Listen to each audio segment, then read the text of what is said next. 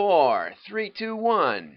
I'm John Miglosh with the Wisconsin DMA and the International Society for Strategic Marketing. I'm going to be up at theprintevent.com tomorrow and Wednesday. Hope to see you there in Minnesota. And we're going to be doing a meetup Tuesday evening, 6:15 at the Pour House in the Lumber Exchange, which is where the print event is being held. So drop in if you really want to be looked for. Go over to wdma.org and subscribe, or even join. If you join, you support our efforts to teach direct marketing to the next generation. You can see we pound on it daily. So, you really want to make a contribution. It's $50 a year or something. And then we'll make sure you're notified when we get to your city. I expect to be going to Chicago downtown the 17th of September, and then about the 15th of October, I'll be out in Boston. So you can mark those down that we'll be coming, and we'll have at least a meetup out there. More if I can figure out a way to schedule it. Okay, that all said, now I gotta try and wing this thing around. Image down. And there I am. All right, let's kick off with Tom Fishburne. And the title of this one is A CMO by Any Other Name. You've probably already read it because I put it up on the screen. We've got a lot going on this morning because I'm packing up to get up to Minnesota. But anyway, are you our new Chief Marketing Officer? The CMO title is obsolete. I'm the Chief Growth Officer. Or is it Chief Customer Officer? Or Chief Experience Officer, or Chief Commercial Officer?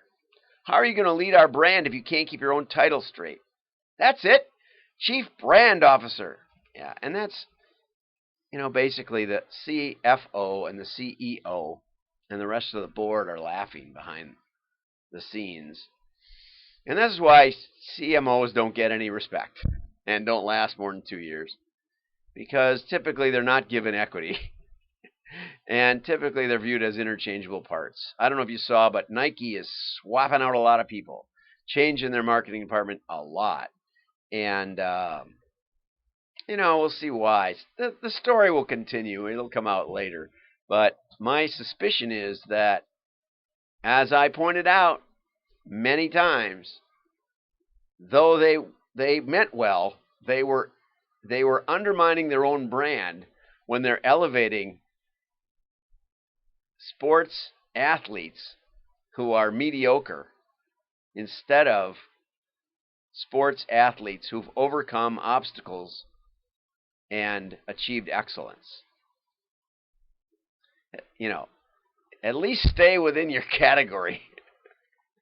You undermine your own brand. And, the basic fundamental first step in your brand is get your logo right. And for those of you who don't do streaming, getting that little globe to spin is very difficult. And some people obsess about brands and obsess about logos. I'm one of those people. It's not the hardest thing in the world. Okay, so see you tomorrow up at the printevent.com. You can probably still register. And if you're an entrepreneur who's considering direct mail, you should definitely go. Now, I think I touched on this article about how copywriters should read their copy, but actually there should also be presentation skills. And the unfortunate part about this article is he gets to the bottom, and I'm pretty sure I didn't get to the bottom, but he says, I have no advice. And even if I did, no one can tell you how to best train your voice to do justice to your words. Oh, yes, there is someone. I follow Scott Adams on Periscope. I listen to him almost every day. And Scott had, he couldn't talk for like 3 years. And so he took some voice lessons, but actually he had a surgery that fixed it. And very, very serious issue. And so but as part of his training, he shared that with us just the other day. And he said, one of the things you want to do, and this actually was advice to Kamala Harris. He said, you want to use the You want to use the full resonance of your face. And the way to do that is to start by going, and I'm a little stuffed up today, so it's a little hard to do it. But hum happy birthday. And you can feel your face vibrate if you get your register in the right spot. And then practice speaking in that same register, which is why I have a booming voice on 10 at 10 every morning, because I practice, like Scott told me. And the other thing is, friends of mine have done this, sign up for Toastmasters. There's usually a free chapter in your town, and just get up and talk. Scott said he did take a public speaking course because he was not at all comfortable with that. Now he's totally comfortable speaking to thousands. And he said, you want to make sure your chapter has one rule, and I think they generally do, which is only say positives. And he said, I watched an entire room of people who were inept at best be transformed into people who really could get up and speak. And he said the biggest factor was that the teacher only gave positive comments. And he said you could just see the class transform in a few weeks. So there's a few tips. If you're a copywriter and you're a geek and you've never given a presentation, you skipped school when your presentation was due. Those are 2 tips from Scott Adams at Scott Adams Speaks on Twitter. You can find all his stuff there. It's really great. Okay, here's something from Summer Gould. She says, you know, a lot of times if you're going to do direct mail, and you can do every door direct, and you know the numbers are inexpensive in compared to Google Clicks locally, because it's hard to pare it down to very, very tight geographies, even in Facebook. But with every door direct, you can really target right around your store. But she suggests giving driving directions or putting a map on your mailing piece. And if you have multiple locations, have a map for each one that directs them to your store. Even maybe show a colored route, maybe show a picture of your store. All of those things are good. You can do those very, very easily on personalized postcards, and show where you're located and show directions from the postal zone that you're targeting. Very simple, much more powerful than a generic click. Okay. Tech companies. How to be a world class at upselling. Now, this is one other one from Customer Think, where the title gets hosed up and changed to Mark, whatever Mark's last name is, Jonathan Klein. It's a really good article, and it says that cross-sell and upsell are highly profitable.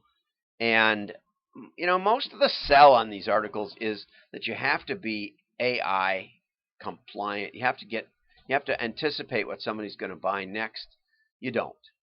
As I pointed out every time I talk about cross-sell, upsell, Amazon just kept track of the first few items when a new item went on sale, the first few items that were also bought with that item. And they said, people who bought this book also bought.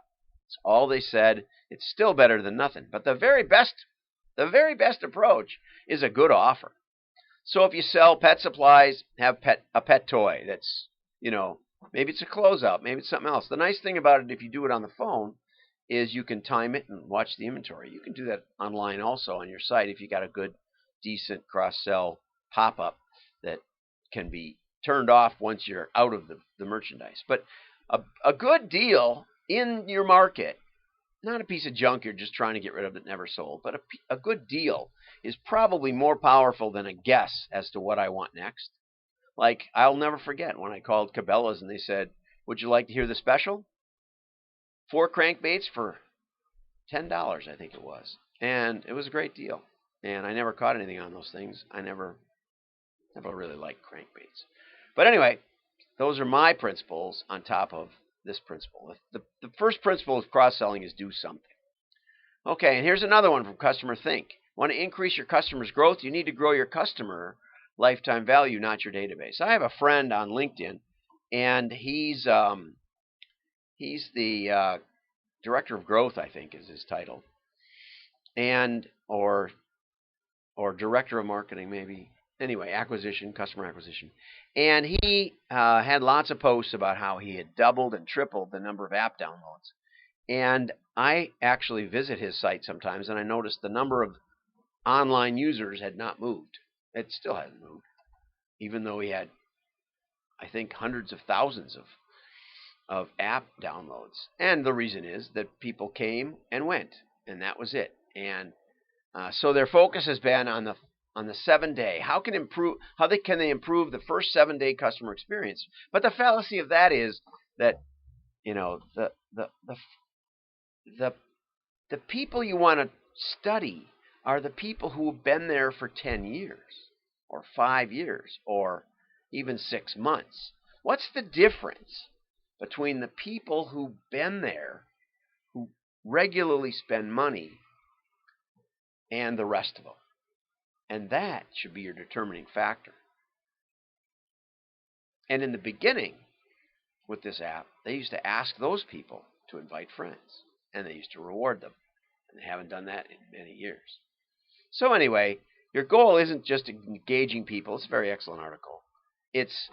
Your goal isn't just reaching their inbox. It's engaging people. And you got to be careful with your email because it's a channel that you own. The owned channel is the email channel, and there might be a message channel. Like LinkedIn has a message channel, and they've pretty much turned off your ability to email your first level connections. I find it excessively annoying that there's no way to message more than one person at a time.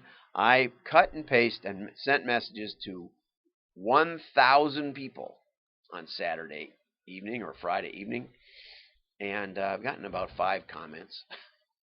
It's not very productive, but you do it when you're not doing anything else. I've gotten pretty fast at it, but boy, I love to automate something like that. Anyway, but the point is, people don't reply to messages. Not much. I'm astounded at how little they open them and how little people visit their LinkedIn account, because I do visit. But anyway, lastly, when communicating your customers, make sure you conduct multiple tests, and that's probably the number one thing. See you up at the print event. Hope you stop in 615 the Poorhouse at the Lumber Exchange in downtown Minneapolis. I'm John Miglosh. Have a great day. Signing off. Bye-bye. Oh, I want to give Laura a shout out. She pointed out to me, I think it was on Thursday or Friday, she's from Heartland, and she's one of my LinkedIn first level contacts. She said, I say like and share. Share shows you care. That's true on some channels. That's true on LinkedIn. It's true on Twitter. But on LinkedIn, the likes actually do alert your followers, your first level connections, that you did like that one, whatever that article is. So your likes on LinkedIn are fine.